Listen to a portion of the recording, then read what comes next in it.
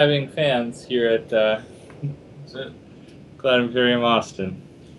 Yeah. Oh, who will see? The fans won the poker tournament. Whoa! Awesome! It's a win. Congratulations. In anybody's book, I guess. That At means least you have mine. more money to buy another ship. I'm still significantly in the hole for the day, but Did you walk off with something significant today? today may have found a M50 racer to find out truly which is faster, the M50 or the 350R. A noble pursuit. I have my space pig ready to go, my Starfarer, big giant piggy ship, and I may have found a Corvette tonight. Oh! Walter. So he stripped his comics off the ship? Now, we can have a new little competition between the LA office and the Austin office. How many Corvettes did you guys buy? He has one, and by extension, one of my very good friends managed to pick one up from the second, or I guess technically the third.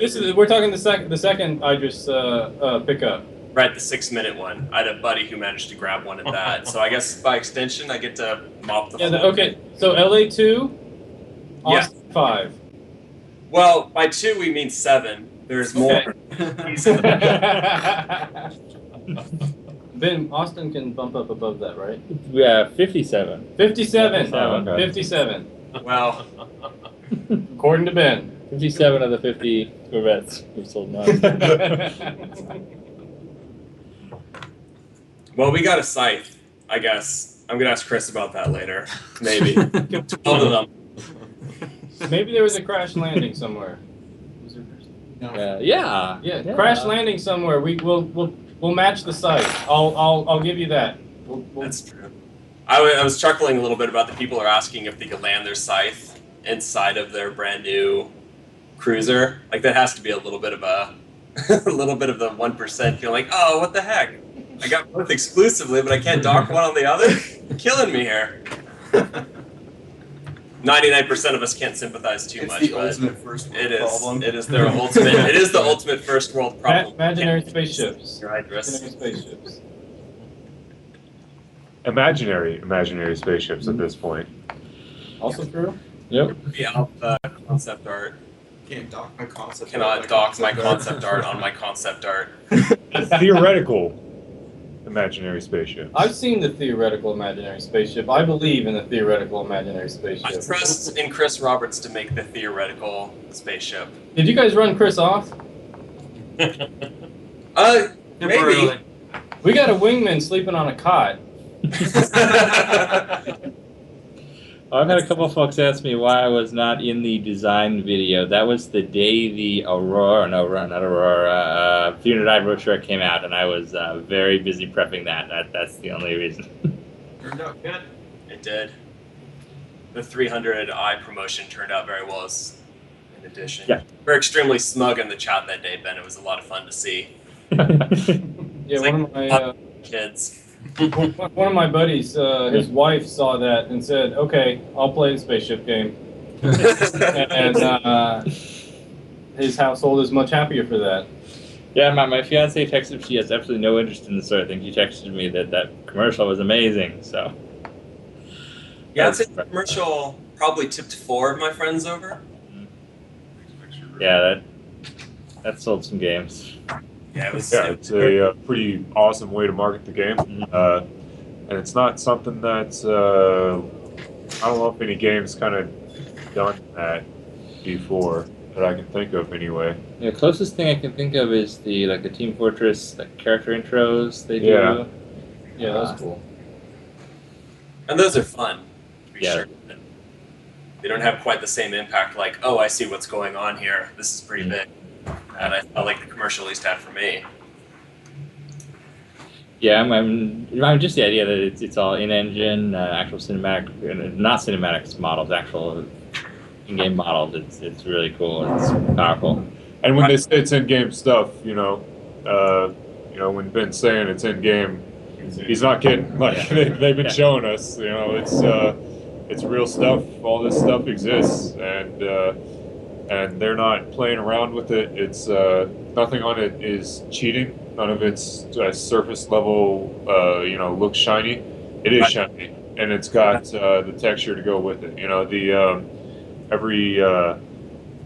every edge of the ship is modeled. You can zoom all the way in, and you've got the corners on the little details of the ship. It's not a cheat. It's it's part of the geometry of the ship, which is pretty outstanding to see. And the hangar is the same deal, all that stuff. And I'm sure the first time I undock my 300i, flip it over by accident, and crash it into something, the explosion is going to have tremendous fidelity. There has been a challenge thus far of Kin Shadow has agreed to crash his Idris into mine in the alpha test to see how the shields work. It's amazing. That's a question for Brendan. He's still trying to play the mini poker game. Are we going to be able to put a gigantic spike on the front of our Idris, Ben, instead of a gun for random? People have been making fun of the proboscis on the Idris. It's good. It's yeah. It makes me feel very confident about myself. Nothing like a little donger on your ship to make you feel good about it.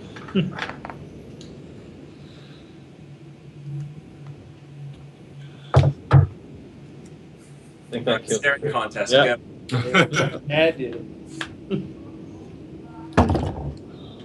How's the chat roll doing? It's going good. We got 3,100 viewers still. Watch it. 100? 3,100. From 5? Yep. Yeah, it seems like On the tough one on us. the Twitch. Are you not entertained? You should be entertained. Do you have any questions on the phone? I've got a couple of people who have tweeted me questions I can answer. Go for it, Ben. Take us away. All right. Righteous Coder says, any chance of seeing some Gladiator concept art? It's one of the few not mentioned at all. We're not ready to show the Gladiator yet. We're not ready to show the Gladiator yet. Not ready No yet. sneak peeks. That's too bad. But it's going to be cool when we do. That's our lighter bomber. It's kind of our equivalent of like a World War II carrier-based bomber. A Dauntless or Swordfish or something. Let's see. He also says, what can you say? He says like several questions about the Gladiator. It's just one guy who's excited about the Gladiator. The fans don't know anything about the Gladiator. They do not. LA office, reveal something about the Gladiator. I want one, and I don't have one. Demon646 says, will the economy change the in-game prices for the ships, or will they be set forever? Where's Chris when you need him? Oh. Yes, yeah. Well, the economy will impact certainly the scarcity of the ships. If they can't get the materials to produce Idrises, then the factory's not going to turn out as many, and they're going to be rarer, and people are going to fight over them. Not sure. I mean, the sticker price may raise slowly over time rather than immediately spiking as materials impact it. But certainly, the economy will absolutely impact the ships.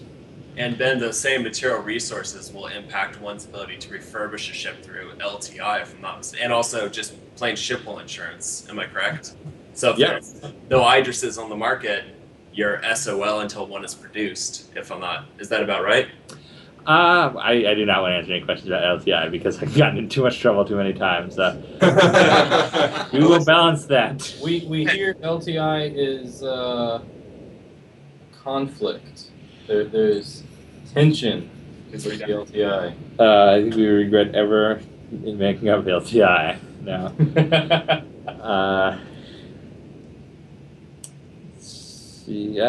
That's everything I've gotten so far on Twitter. Any work in progress on electronic warfare suites in ECCM? Anyone want to talk about electronic warfare? You could ask me, but I don't know. Yes, we are currently taking out our systems for that. Do you remember Wing Commander had like leech missiles that would disable ships? We're kind of going more realistic than that. We've got a lot of kind of scanners and counter scanners, and a lot of kind of stealth that's oriented around reducing your radar signature, your heat signature, and then on the other side, trying to better detect those sorts of things. And we've got various toys, radar jammers, sensor jammers. We'll spec it all out in a post in the future, but it's definitely on our mind. You got some of the orange? So the stealth system is that more of a reduce your signature as opposed to actually cloaking your ship? Yeah, no, not an actual cloak yet. No, like Star Trek or Wing Commander style cloak. We're thinking, what is Cardboard Brain is treating me a question. Oh, cardboard brain. The graduate. Cardboard Brain says he knows everything. Ask the question. Cardboard Brain. How far are the designs in the Xi'an ships? What sort of stage are they at? We do not have designs for the Xi'an ships yet. Ideally, they'll just be untextured cubes. That's how the Xi'an happen to design their ships. Makes it really easy on our artists. No, actually, the Freelancer has some Xi'an technology, sort of a lend-lease thing. So you'll see the first hints of the Xi'an there, and further down the line, you'll see some actual Xi'an ships. Yeah, if people want to tweet me questions, I am Bandit Loaf on Twitter. Okay, so Ben, here's a question. Did you get that email of the guy that we missed on Skype? I did, but I am not sure what I can do with it. Zane. Hi. Oh my god. Hey! How's it? Zane! Just got back from pancakes. Alright, who's coming back too? Huh? Yeah. You sound really enthused. Cakes on the pan. Zane, you got 3 hours sleep today? Yeah, last night I got 3 hours. Yeah. So I don't have to check, but we did a little sort of zip around the Constellation while some animation was playing upstairs. David Preska's channel. Oh. Oh. Oh. But now it's off.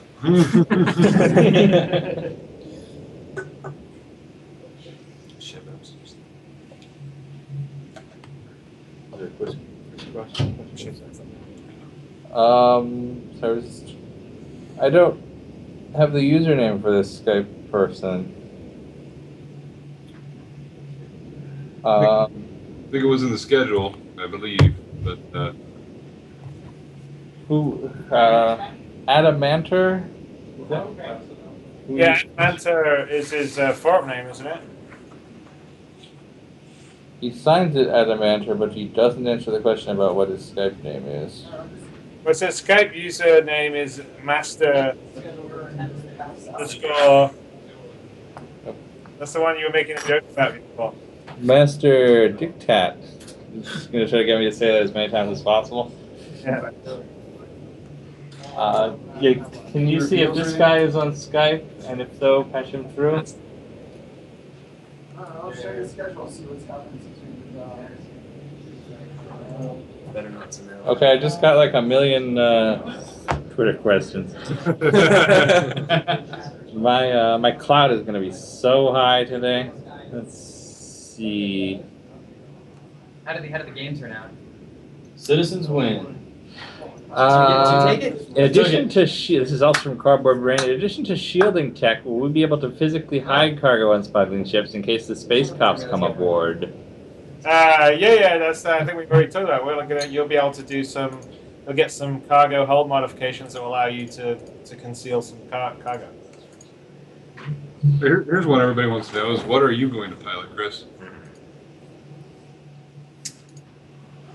That's a good question. I think at the moment it's probably like the Constellation.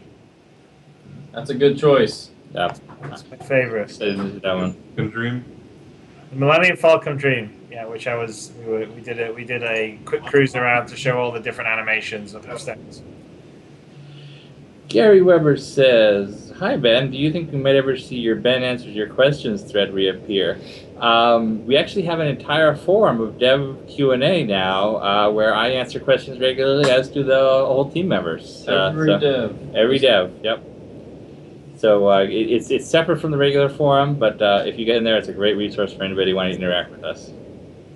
It's a very good resource. Larry Mitchell says, 3D, 2D surround Eyefinity support for SC. How will Oculus Rift support works? He wants to know how the Rift will support, actual controlling things, since you can't see your joystick or keyboard. Well, kind of like how it does right now. So you kind of have to put your Feel it. you gotta feel it. Hey, it's Super D. Hey, super. Yeah, hello guys. Yeah. Are you the guy we've been missing? I don't know. Okay. I mean, I was scheduled, but Yeah. So you Adamanta, right? what? Sorry? Adamanta. No. David Fay. Yeah, that's me. All right. Okay, we got you. Time's. Oh yeah, it's you're 10 minutes early, but it's better than. Right. Yeah, well, is it okay? No, it's perfectly fine. Alright. Spencer went missing in action. We don't know where he is. The Spanish Oh, okay. obviously overslept. Yeah, so thank you for having me, because we have a lot of questions. I'm from the French community, and we have a lot of questions for you. Okay, go ahead. It'd be great to hear it. So where in France are you based? I'm sorry? Where in France are you based? Just out of curiosity. I'm in Paris. Paris? Okay. Yeah. So, what do you want me to start with? I've got long questions and small questions. Whatever ones you want to start with. We got another whatever it is. 7, 8. 8 basically 7.5 hours. So Not too long. Yeah. Slowly. Okay, slowly. One question at a time. So the first one, it's about the universe. What is it possible company-wise? You said we can be able to mount a company, but can you automate it with PNGs working for you? Can you have other players working in your company? Yeah, we definitely can hire other players to do things for you. So you can hire other players to haul cargo, other players to do security. And I think when you said you cut out for a second, was that NPCs? Was the other thing you were saying? Yeah, NPCs. Yeah. Yeah. So you can also hire it for the same thing. So NPCs and players are kind of interchangeable as far as that goes, but generally probably a player may be slightly more smart or reliable in some cases. But you're able to supply ships and just hire people to fly them for you, or hire people that have a ship and will do the work for you. And so do you have to pay them? Oh yes. You want me to keep you guys on this? I mean, unless there's someone that'll work for free. But the idea is you'll have to pay about either NPCs or real people. NPCs pricing sort of determined on their quality level, and then on the AI side, on the real player side, that's sort of a bit more of a market going rate. But we're thinking of with the plan is to have a rating system. So like when players like I guess in France you probably don't have Uber, but you have, I don't know if there's Yelp in France, but basically both the person that hires the person that hires and the person that gets hired both rate each other at the end of the job. So you can say that was a 4-star or 5-star boss, or that was a 4 or 5-star employee. And so when you're hiring people, you can look at how they were rated in the past. So if someone's got 1 star, you're like, okay, he didn't do a really good job because no one's rating him really high, so you probably wouldn't want to hire that person. Whereas someone that has 4 or 5 stars would be someone that would be, they're pretty good. They're worth a premium price because they got a high rating. Yeah, right. And so to continue on the company, how do you mine? Do you have to have special equipment to mine to start with? Special cannons? Yeah, to mine, you're going to have mining lasers and other equipment to help collect it. And we haven't fully fleshed it out, but my goal is to have, eventually to have a certain amount of skill based in terms of, exactly like cracking a seam on an asteroid to be able to say mine the minerals out. And if you don't do it the right way, then you'll probably damage it and won't be able to extract as much or extract any at all. All right, and so when you have the ore, you have to process it, or can you directly use it to craft materials? No, you would basically have to take the ore to somewhere that refines and crafts it, and then that refined, whatever it is at that point, steel or whatever, could be somewhere else for a factory that would need it in its construction or whatever. But it's sort of like, think of it the same as a current sort of economic resource chain. Yeah, and so all of this is done by the player. I mean, you can have a company that does the refinery process. Yeah. So by default in the game, in the system, all this is happening. AI is doing it all the time. NPCs are doing it, but a player can step in and take the role of basically the factory owner or whatever, and then be hiring other people and making sure all this is happening. Alright, and so craft-wise, you can create a crafting company. Well, we're going to let you create a company that you could like tweak and sort of build custom spaceships and overclock the equipment for it. So you'll definitely be able to do that. And crafting, I guess, basically owning a factory will be the equivalent of crafting. So it's different than the old sort of Ultima style crafting where you craft like some trinkets or whatever. This is more like you own a factory and you got to make sure that you're getting so much raw materials that would meet your needs for manufacturing so many finished goods. Make sure there's buyers of that, or you're shipping those goods to some planet that there will be buyers. All right, and so you can craft equipment for ships as well and sell them then. Well, yeah, I mean, basically, you could have a factory that maybe builds missiles or builds like laser guns, and you would need to be buying the raw materials, and then you have a certain amount of workers and a certain amount of machinery that would be required to do that. And then you would, turn out a certain amount of finished items, and those finished items can be bought by the player base or by the AI base. All right, and you're limited to a few recipes, or can you create new guns and new equipments? No, you're kind of limited to. I mean, currently our thought is just that you're limited to certain kinds of stuff, and you would take over a location, and maybe you would upgrade the equipment to build a higher quality gun. Yeah. Alright, so you can change the quality of the gun, but not the gun itself. Is that it? I mean, we may have a situation where we decide, okay, we're designing a new kind of gun. Maybe that's an item that you can buy for a bunch of money, like from an R&D company or scientist, and then you could, once you bought that, you could manufacture that gun.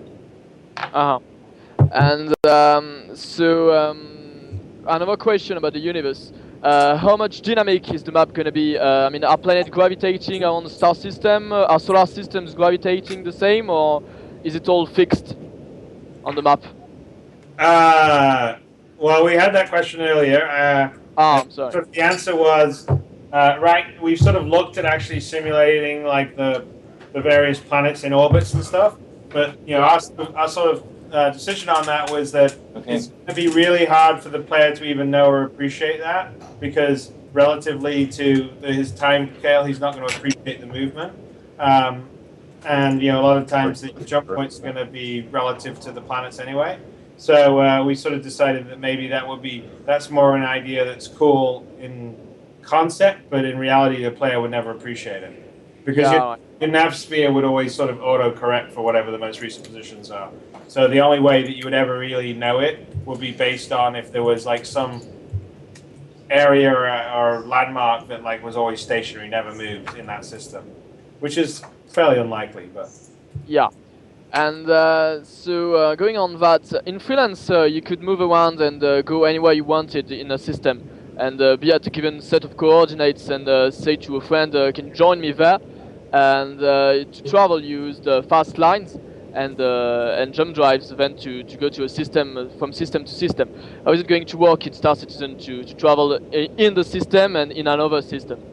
Well, pretty similar. So essentially, when you're flying around in the system, you have navigation points on your nav map, which are like the charted ones. But if you just sort of fly off the beaten path, and you come across an asteroid field, for instance, you can basically you've charted that. It will now appear in your nav point, and you can share that with your friends, and they'll know how to get to you.